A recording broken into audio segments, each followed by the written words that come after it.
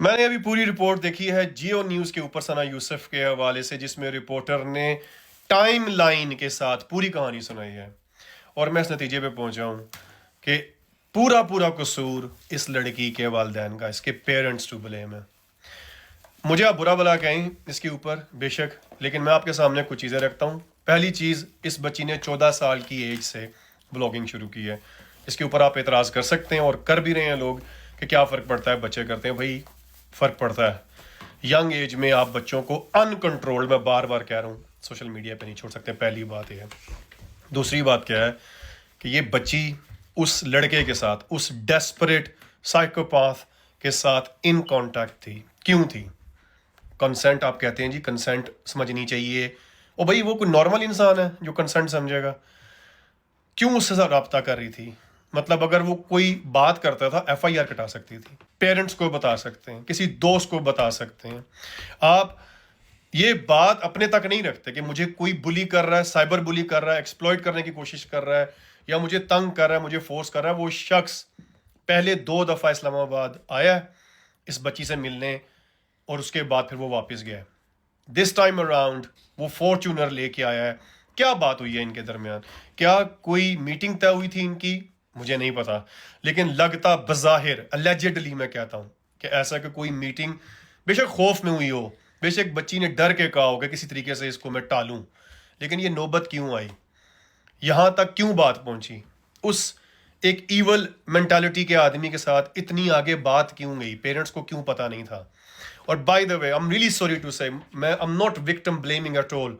मैंने कुछ वीडियोस देखी हैं जो मुझे लगता है कि पाकिस्तानी मुआशरे के लिहाज से दे वर एज इनअप्रोप्रिएट। दुनिया सारी में ऐसे लोग पाए जाते हैं जो टारगेट्स ढूंढते रहते हैं। आपने खुद को खुद प्रोटेक्ट करना होता है। छोटी एज में जब आपने अनकंट्रोल छोड़ा हुआ है और आपको पता ही नहीं है कि हो क्या रहा है, फिर वो लड़का जो है, उसको कैसे पता था कि घर के अंदर कोई नहीं है? वो आके बाहर वेट करता रहा।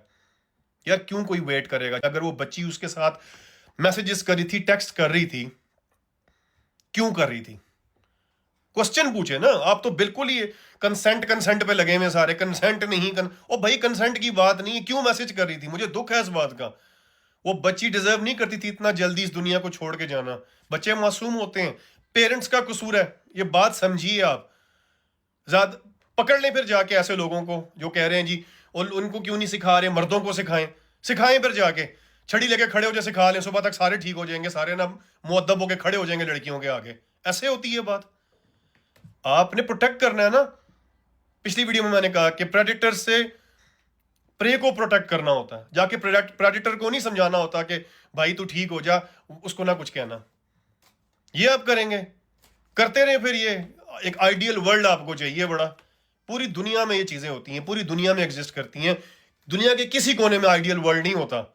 करते रहे ब्लेम अपने मुआशरे को, पेट्रियार्कल सोसाइटी है हमारे मुआशरे में, ये होता है। फिर इसी तरह की बच्चियां जाती रहेंगी, मौज करें फिर। मतलब फैशन है ये कि आपने ये बात करनी है। यार मेरे से ज्यादा कोई फेमिनिस्ट नहीं है।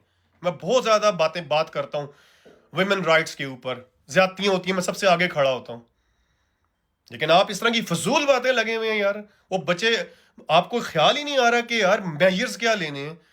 ऐसे अपने बच्चे अनकंट्रोल छोड़े हुए सोशल मीडिया के ऊपर, जो मर्जी करते फिरें। फिर इस तरह बच्चियां चली जाती हैं, फिर बैठ के बस ड्रामा बाजियां लगी हुई हैं इधर सारे सोशल मीडिया के ऊपर। क्या हो रहा है?